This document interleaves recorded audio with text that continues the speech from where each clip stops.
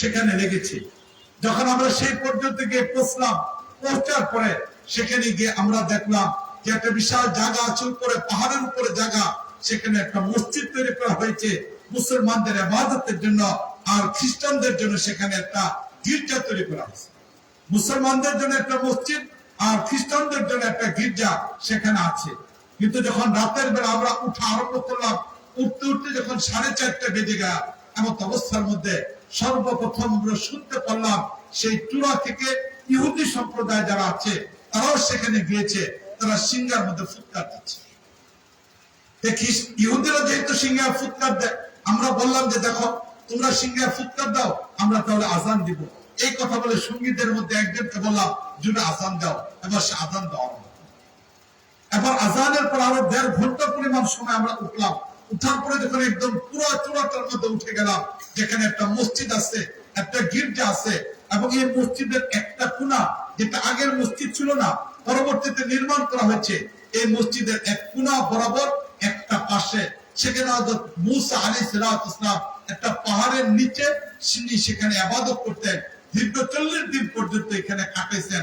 সেই জায়গাতে আমরা যখন পৌঁছে গেলাম, পৌঁছার পরে একই মুহূর্তের ভিতরে সুবে সাদেক যখন হচ্ছে, তখন খ্রিস্টানরা তারা ঘন্টির মধ্যে আওয়াজ দেওয়া আরম্ভ করলো, ইহুদিরা তখন সিংহার মধ্যে ফুৎকার দেওয়া আরম্ভ করলো।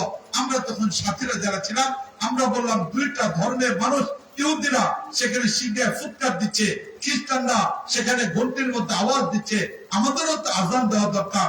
তখন আমরা সেখানে আবার জুড়ে করে আজানের ব্যবস্থা। পৃথিবীর এই একটা জায়গায় একই দিনে একই মুহূর্তে 3টা ধর্মের মানুষগুলো কাজ করে।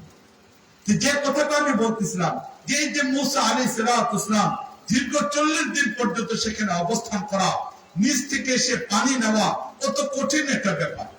যে কুয়া থেকে হযরত মূসা আলাইহিস সালাম ওযু করতেন, সে কুয়ার পানিকে আমি বসেছি, সেই কুয়া থেকে আমি ওযু করলাম। কিন্তু মাদাদ হাদিস সেখান থেকে সেই পর্যন্ত ওঠা কষ্টকর একটা ব্যাপার। একদিন নয়, 2 দিন নয়, 40 দিন পর্যন্ত হযরত মূসা আলাইহিস সালাম সেখানে থাকলেন। কল্পনাও করা যাবে না এত দুর্গম একটা জায়গায় গিয়েছেন। কেন গিয়েছেন? ওই যে মালিকের ভালোবাসা, সেই ভালোবাসার মধ্যে জায়গায় ওয়াল্লাযীনা আমানু আশাদ্দু হুব্বান লিল্লাহ।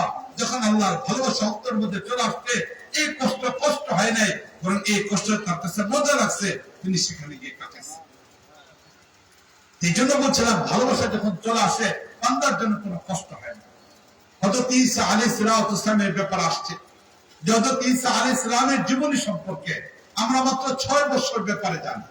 ঈসা আলাইহিস সালামের 33 বছরের জীবন। এই 33 বছরের জীবনের মাঝে হযরত ঈসা আলাইহিস সালামের জীবনের প্রথম দিকে 3 বছর কুরআন, হাদিস এবং তাদের কাছে বিকৃত যে তাওরাত, ইনজিল, জবুর আছে, সেখানে কিছু জীবনের ঘটনা খুঁজে পাওয়া যায়। আবার ঈসা আলাইহিস সালামের জীবনের লাস্টের দিকে 3 বছর, সেটাও খুঁজে পাওয়া যায়। মাঝখানে 27 বছর কোথায় ছিলেন হযরত ঈসা আলাইহিস সালাম খুঁজে পাওয়া যায় না। তবে উইকিপিডিয়া, যেটা খ্রিস্টানদের তৈরি করা একটা বিশেষ ধরনের বই, যে বইয়ের মধ্যে গোটা পৃথিবীর ইতিহাসগুলিকে তুলে ধরা হয়েছে, সেখানে উল্লেখ করা আছে যে হযরত ঈসা আলাইহিস সালাম জীবনের 2.5 থেকে 3 বছর তিনি ভারতের কাশ্মীরে কাটিয়েছিলেন।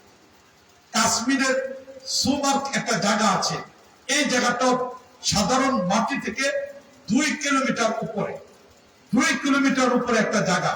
ওই জায়গায় একটা পাহাড়, উপরে উঠতে হয়। পাহাড়ের উপর 2 কিলোমিটার হবে চওড়া একটা পাহাড়, উঁচু একটা পাহাড়। এই পাহাড়ের পাশে একটা জায়গা আছে, সেখানে এখনো পর্যন্ত একটা মসজিদ আছে। এই মসজিদে হযরত ঈসা আলাইহিস সালামের ব্যাপারে বলা হয় যে তিনি এই জায়গায় 2 বছর ইবাদতে কাটাইছেন। 2 বছর এই জায়গায় ইবাদতের মধ্যে কাটাইছেন হযরত ঈসা আলাইহিস সালাম, এই কথাটা বলা হয়। এবং এই পাহাড়ের 2 কিলোমিটার উপরে ওঠার পরে যখন নিচে নামবেন, সেখান থেকে একটা ঝর্ণা শুরু হয়েছে। এই ঝর্ণাটা এই জায়গা থেকে শুরু হয়েছে। স্বাভাবিক দুনিয়ার ঝর্ণাগুলো কোন পাহাড় থেকে শুরু হয়, উপর থেকে নিচে নামে, কিন্তু এই ঝর্ণাটা এই জায়গা থেকে শুরু হয়েছে। এবং এই ঝর্ণার ব্যাপারে বলা হয় এর নাম হলো দুধপাত্তি। এই ঝর্ণাটার নাম হলো দুধপাত্তি। হযরত ঈসা আলাইহিস সালাম যখন এখানে থাকতেন, ইবাদত করতেন, তখন প্রাথমিক পর্যায়ে ইবাদত করা অবস্থায় ওনার পানির প্রয়োজন, প্রাকৃতিক প্রয়োজন পূরণ করলেন, প্রয়োজন পূরণ করবেন, আল্লাহর কাছে আসছেন। আল্লাহ তো সাহাবাদের করলেন, আল্লাহ আমি তো পাহাড়ে আসি, কিন্তু আমার জন্য তো প্রাকৃতিক প্রয়োজন পূরণের জন্য কিছু পানির প্রয়োজন। আল্লাহ রাব্বুল আলামিন তখন বললেন, ঈসা তোমার হাতে লাঠির দ্বারা এখানে আঘাত করো। ঈসা আলাইহিস সালাম আঘাত করলেন, আঘাতের পরে সেখান থেকে দুধ বার হওয়া শুরু হলো। হযরত ঈসা আলাইহিস সালাম দুধ পান করলেন। দুধ পান করার পরে এবার ঈসা আলাইহিস সালাম বললেন, হে আল্লাহ, দুধের দ্বারা তো খাবারের চাহিদা পূরণ হয়, কিন্তু প্রাকৃতিক প্রয়োজন তো পূরণ হয় না। আল্লাহ আমার জন্য পানির প্রয়োজন। আল্লাহ রাব্বুল আলামিন বললেন, আরেকটা বাড়ি দাও। হযরত ঈসা আলাইহিস সালাম সেখানে আরেকটা বাড়ি দিলেন। বাড়ি দেওয়ার পরে সেখান থেকে পানি বের হওয়া শুরু হলো। এখন এই জায়গাটার নাম হলো দুধ পাত্তি। এই জায়গাটার নামে রাখা হয়েছে দুধ পাত্তি। এবং এই পানিটা সাধারণ পানির চেয়ে পরিষ্কার, এবং খাবারের দিক থেকে এই পানিটা দুধের মতো সুস্বাদু। হযরত ঈসা আলাইহিস সালামের পক্ষে এই জায়গাতে আসছে। আমিও কাশ্মীরের এই জায়গাতে গিয়েছি, এই দুধ পাত্তি সেই ঝর্ণাতে গোসল করেছি, সেখান থেকে পানিও পান করেছি। আবার ঈসা আলাইহিস সালাম যে জায়গাতে বসে দীর্ঘ 2-2.5 বছর পর্যন্ত ইবাদত করতেন, সেখানেও আমরা 4-5 ঘন্টা বসে সেখানে আমরা সাথী সঙ্গীরা বসে আলোচনা করেছি, দোয়া করেছি। আমি এই কথাগুলো বলার দ্বারা উদ্দেশ্য এটা যে এই সময়ের মধ্যেও এত কঠিন জায়গা, যেগুলোতে চলাটা আমাদের জন্য কঠিন, যাওয়াটা কঠিন, কিন্তু সেখানে গিয়েছেন আল্লাহর নবীরা।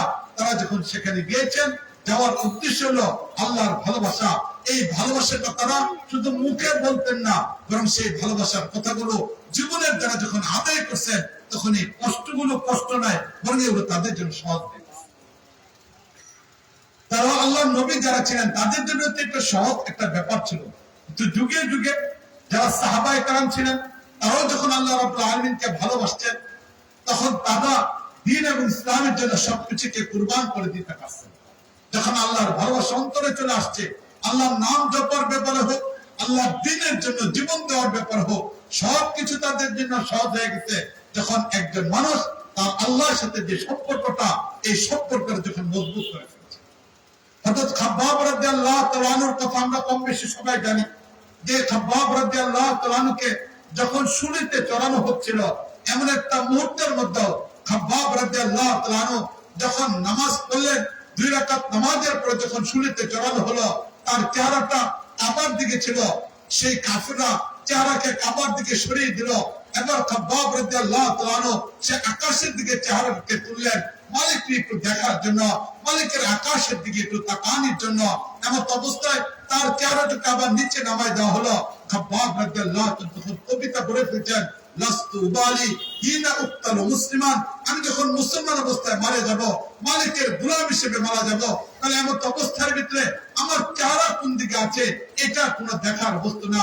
মালিকের ভালোবাসা নিয়ে যদি আমি যেতে পারি, বাস এইটা হলো আমার সবচেয়ে বড় জীবনের সফলতা।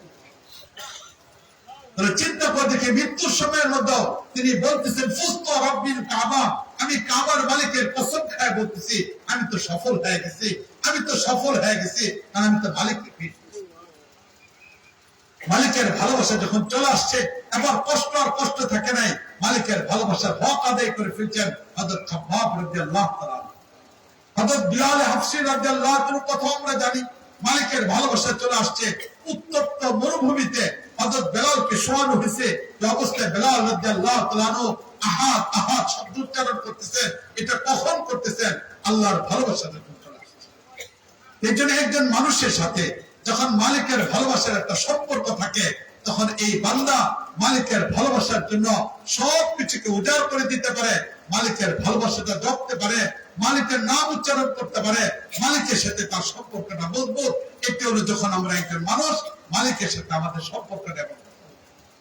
আমাদের আকরাবিরা এই মালিকের নামটা পর্যন্ত জপতেন। কি পরিমাণ জপতেন? ফিদায়ে মিল্লাত আসাদ মাদানী রাহিমাহুল্লাহ। আমরা অনেকেই বাংলাদেশের ওনাকে দেখেছি, কুতুব আলেম শেখুল ইসলাম মাদানীকে আমরা অনেকে দেখি নাই, কিন্তু ফিদায়ে মিল্লাত আসাদ মাদানী রাহিমাহুল্লাহ ওনাকে আমরা অনেকে দেখেছি। এই ফিদায়ে মিল্লাত